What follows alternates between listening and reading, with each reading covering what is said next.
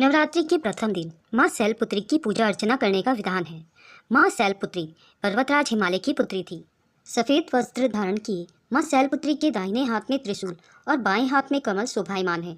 माँ के माथे पर चंद्रमा सुशोभित है। यह नंदी पर सवार संपूर्ण हिमालय पर विराजमान है। नवरात्र के प्रथम दिन की उपासना में साधक अपने मन को मूलाधार चक्र में स्थित करते हैं। माँ शैलपुत्री की आराधना करने से सभी मनोरथ पूर्ण होते हैं। साथ ही अगर आप माँ शैलपुत्री की पूजा करते समय व्रत कथा नहीं पढ़ते तो पूजा अधूरी मानी जाती है। शारदीय नवरात्रि में माँ शैलपुत्री और माँ ब्रह्मचारिणी की कथा आइए जानते हैं इस वीडियो में। पौराणिक कथा के अनुसार राजा दक्ष ने अपने निवास पर एक यज्ञ का आयोजन किया था, जिसमें उन्होंने सभी देवी देवताओं को बुलवाया, लेकिन अपने अपमान का बदला लेने के लिए उन्होंने शिव जी को नहीं बुलाया।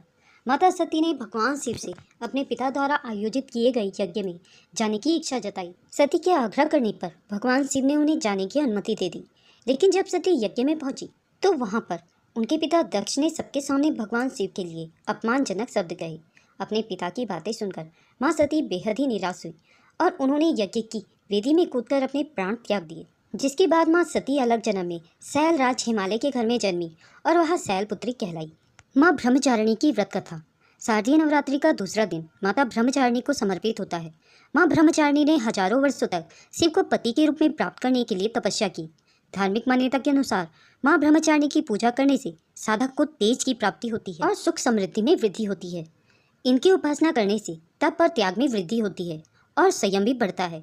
नवरात्रि के दूसरे दिन माँ ब्रह्मचारिणी की कथा का पाठ करना शुभ माना जाता है। पौराणिक कथा के अनुसार माता ब्रह्मचारिणी ने अपना पिछला जन्म पर्वतराज हिमालय की पुत्री के रूप में लिया था। उस समय नारद जी के उद्देश्य से माता ने शिवजी को पति रूप में प्राप्त करने के लिए जंगल में जाकर कठिन तपस्या की।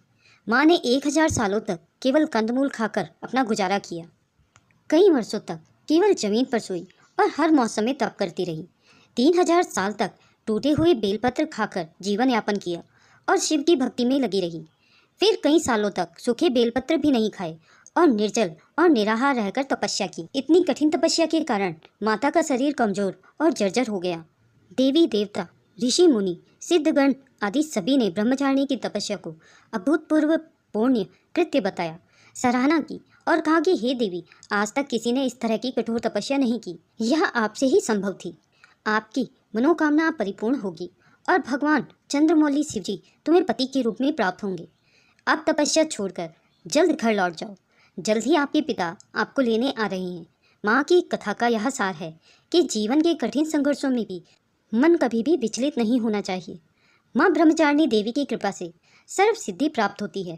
दोस्तों, अगर यह वीडियो आपको पसंद आया हो तो कमेंट बॉक्स में जय माता दी लिखना ना भूलें और ऐसी ही नवरात्रि की और कथाएं सुनने के लिए मेरे चैनल को सब्सक्राइब करें। माँ भगवती आप सभी की मनोकामनाएं पूर्ण करें।